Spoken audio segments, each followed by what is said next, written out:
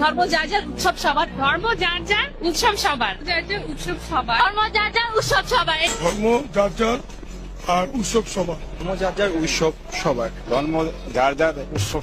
আজ পর্যন্ত কোনদিন মুসলমানদের উৎসব শবে বরাত একটা হিন্দু মসজিদে দেখার জন্য আসলো না। মুসলমানদের উৎসব শবে কদর একটা হিন্দু কোনদিন চাওয়ার জন্য আসলো না। মুসলমানদের উৎসব রমজান মাসের রোজা একটা হিন্দু কোনদিন তোমার সাথে সমাজ করার জন্য রাখলো না। একটা হিন্দু কোনদিন তোমার ঈদের নামাজে আসলো না। একটা হিন্দু কোনদিন তোমার সাথে জুমার নামাজে অংশগ্রহণ করলো না। তোমাকে দেখার জন্য পর্যন্ত আসলো না। তার কারণ হলো হিন্দুরা মনে করে এটা মুসলমানের উৎসব, আর তুমি মুসলমান হইয়া হিন্দুর দুর্গা পূজায় কিভাবে গেলা? তোমার কি হয়ে গেল? তোমার কি লজ্জা শরম তুমি ধুয়ে ফেলে দিয়েছো? তোমার কি কোনো লজ্জা শরম নাই?